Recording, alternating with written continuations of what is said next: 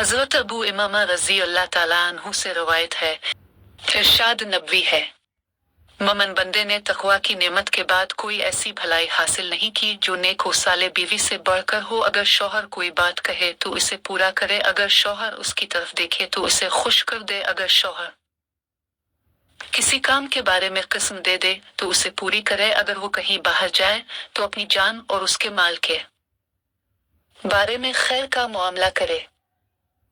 फायदा, इस हदीस पाक में तकवा की नेमत के बाद मर्द के लिए नेक व साले बीवी को बयान किया है। वाकया मुत्तकी व परहेजगार को नेक बीवी मिल जाए तो नूर अली नूर जिंदगी जन्नत नजीर हो जाएगी। नेक बीवी की चंद अलामतें बयान की गई हैं।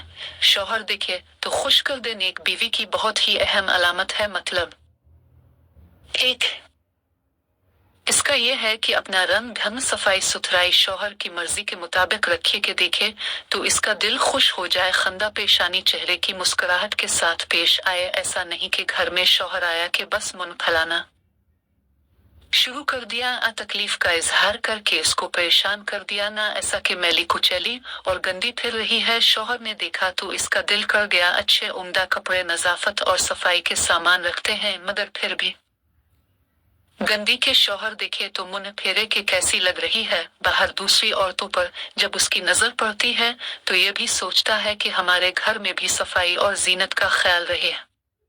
जब बाहर जाएंगी, शादी ब्याह में जाएंगे, रिश्तेदारों में जाएंगी तो खूब बन सावर कर उम्दा से उम्दा कपड़ा पहनकर क्यों दूसरों को दिखाने के लिए सुन लीजिए। शादी से कब्ल बनाओ सिंगार ज़ेब विज़ैत दुरुस्त नहीं, हाँ इस शादी के बाद दुरुस्त है।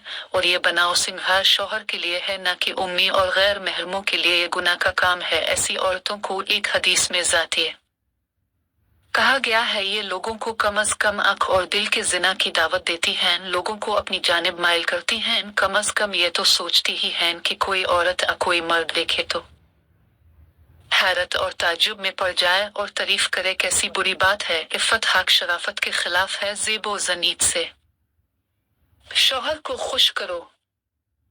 किस्म पूरी करने का मतलब यह है कि शौहर ब्यूटी पर एतबार करते हुए किस्म खाले। मसलन ये कैसे मुनक़सम, तुम ऐसा जरूर करो तो शौहर की खुशी के पेश नजर जरूर पूरा कर देती है, खा मशक्क़त और मिजाज के खिलाफ ही क्यों ना हो।